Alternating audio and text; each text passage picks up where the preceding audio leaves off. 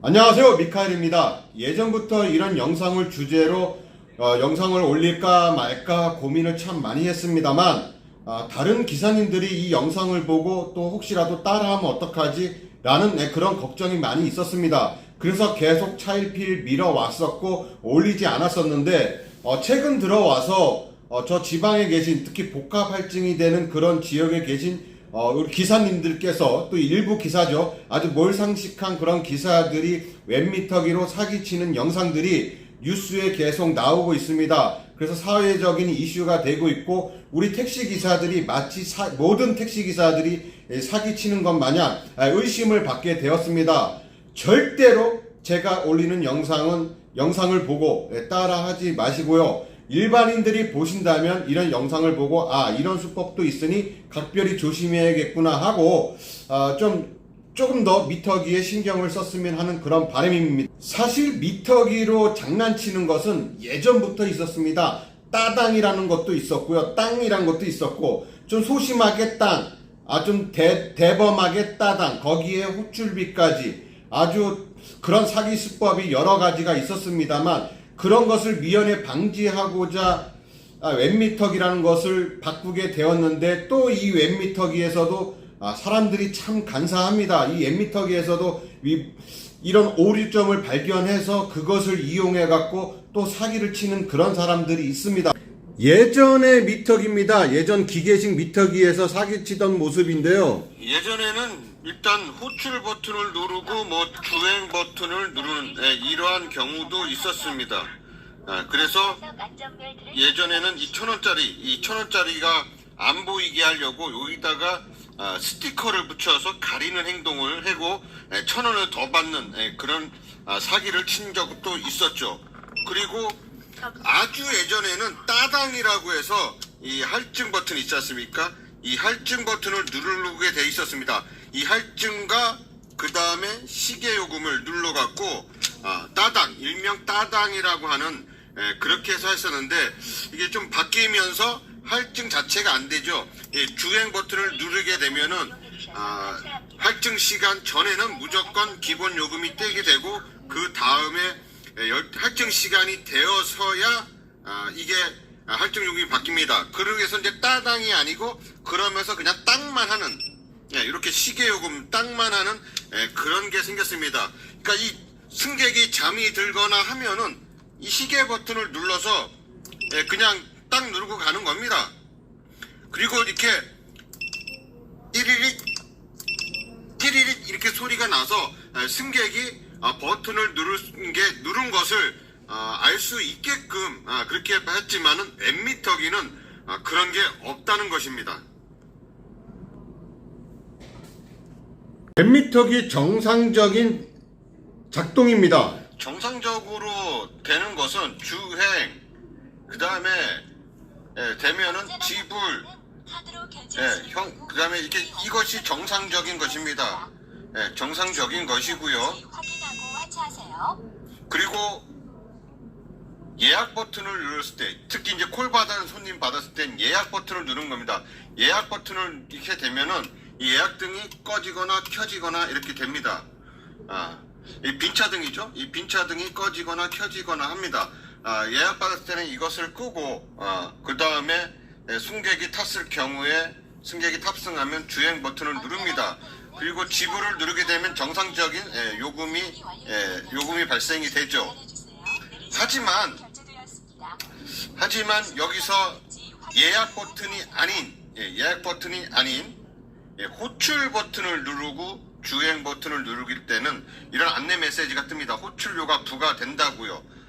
근데 승객은 모릅니다. 아무 소리도 안 나기 때문에 나만 알 수가 있는 겁니다. 예전에 미터기에서는 1,000원이라고 큰 글씨가 썼지만 요렇게 작은 글씨로 호출 금액 1,000원이라고 쓰여져 있기 때문에 승객들은 솔직히 말해서 뒤에 앉아갖고 뒷좌석에 탄 승객들은 잘 보지 못합니다. 이 상황에서 지불을 누르게 되면 5,800원이 결제가 되죠. 그리고 영수증을 보게 되면 영수증에서는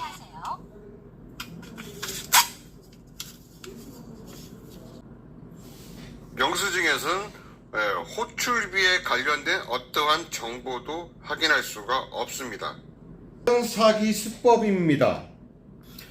완전히 사기치는 방법이 또 있습니다.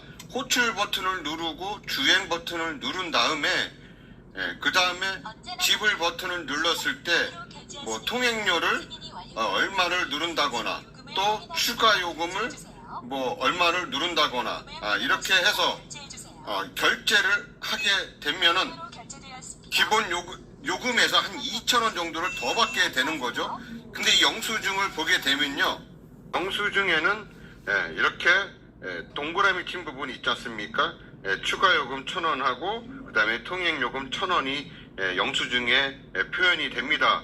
표현이 되지만은 실질적으로 이렇게 영수증을 달라고 하는 승객들은 거의 없어요. 그냥 내리지. 그러니까는 이런 식으로 또 사기치는 그런 몰상식한 그런 기사들이 일단 지하차도 같은 데서는 GPS가 연결이 안 됩니다. 그러다 보니까 지하차도 같은 GPS 연결이 되지 않는 곳에서 또 이런 식으로 또 사기치는 분들도 계시다는 겁니다. 복합을 누르니까 요금이 4,000원에서 5,600원으로 바뀌는 장면입니다. 지하차도에 들어가면 일단 GPS가 연결이 안 되죠. 그래서 지하차도에 들어가니까 이렇게 할증 버튼, 수동 버튼이 생기게 됩니다. 이것을 누르게 되니까 요금이 올라가게 되는 거죠. 이런 식으로 또 사기치는 정말 정말 머리들도 좋아. 어떻게 이렇게 사기칠 생각들을 하는지 모르겠습니다. 실질적으로 제가 지하차도에 들어가면서 제가 특히 GPS 수신이 되지 않는 그런 지하차도에 들어가면서 확인한 결과입니다. 이곳은 경기도 고양시 고양동입니다.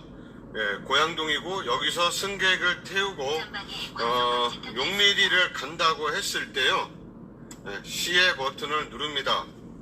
언제나 곁에 있는 친절한 택시입니다.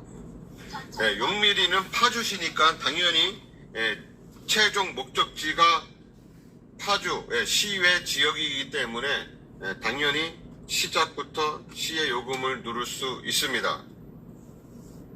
고양동에서 파주 용미리를 가기 위해서는 터널을 지나가게 되는데요. 이 터널 중간쯤이 고양시와 파주시의 경계선입니다. 사실상은 중간에서, 이 터널 중간에서 시계 요금이 바뀌어야 하지만 사실상 바뀌지는 않습니다. 자, 이 긴 터널에서 어떻게 GPS가 반영되는지 보겠습니다. 자, 수동 할증이라고 되어 있죠. 아직까지는 고양시입니다만 수동 할증을 누르게 되면 바로 20%가 되는 겁니다. 이렇게 수동 할증이라고 써 있을 때 이 수동 할증을 누르게 되면 이렇게 20%가 되는 겁니다. 아직까지 고양시입니다. 고양시인데 20%가 할증이 되는 거죠. 자, 이제 강탄입니다. 정상적이었다면 여기서 지금 터널을 지나가고 난 다음에 그 다음에 바뀌는 거지만 이렇게 그냥 바뀝니다. 약 500m 신호 위반과 60km. 이 수동 할증이라는 것을 이용해서 지금 T머니입니다. 이 기계는 T머니 엠미터기고요. 그 다음에 또 강신이라든가 뭐 여러 가지 엠미터기 회사들이 있겠지만 사용 방법은 다 비슷비슷합니다. 이렇게 수동으로 할증을 받을 수가 있다는 겁니다. 이런 수동 할증 버튼을 이용해서 서울에서도 마찬가지입니다. 각 터널을 지나갈 때마다 조금씩 이렇게 수동 할증을 누르고, 터널이 지나가면 당연히 같은 서울시니까, 같은 고양시니까, 같은 관내에서는 다시 풀립니다. GPS가 연결되면은 이것이 다시 풀리고, 지하차도에 다시 또 들어가게 되면은 다시 이 수동 버튼이 생깁니다. 그럼 또 지하차도 내에서는 또 할증 요금을 받고, 특히 서부 간선도로에 있는 그 유료 지하터널 같은 경우는 좀 깁니다. 터널이 길기 때문에 그 구간에서는 또 할증 요금을 받을 수가 있고요. 더 나쁘게 나아가서는 인천공항은 공동사업구역입니다. 공동사업구역임에도 불구하고 이런 수동 버튼을 이용해서 또 이렇게 할증 요금을 받는 그런 몰상식한 그런 기사들이 있습니다. 절대로 이것을 따라해서는 안 됩니다. 이러한 작은 부분을 대해서 이렇게 해서 도대체 얼마나 더 많이 벌겠다고 이러한 사기를 치고 우리 택시 기사들 전체를 욕먹이는 행동을 하는지 모르겠습니다만 절대로 이렇게 해서 큰 돈 벌지 못한다고 생각합니다. 이런 작은 유혹도 못 이겨내는 그런 기사들은 택시에 할 자격이 없다고 생각합니다. 우리 손님들이 이런 것을 캐치해서 바로 신고하고 당해서 가태료를 계속 먹이고 나중에는 자격정지라든가 아니면은 자격 취소 같은 것을 당하게 만들어야 합니다. 절대로 앞으로도 못하게 만들어야 됩니다. 우리 모든 택시 기사들을 욕먹이는 그런 행동입니다. 혹시라도 이 영상을 보고 이런 것도 되네? 한번 따라해볼까? 라고 생각하지 마십시오. 절대로 따라하면 안 되고요. 일반 시민들이 보셨을 때 이러한 광경을 보신다면 무조건 다산콜센터 120에 전화하셔서 신고하셔서 이러한 택시 기사들이 절대로 나타나지 않도록 해야 할 것입니다. 이상 미카엘이었습니다. 감사합니다.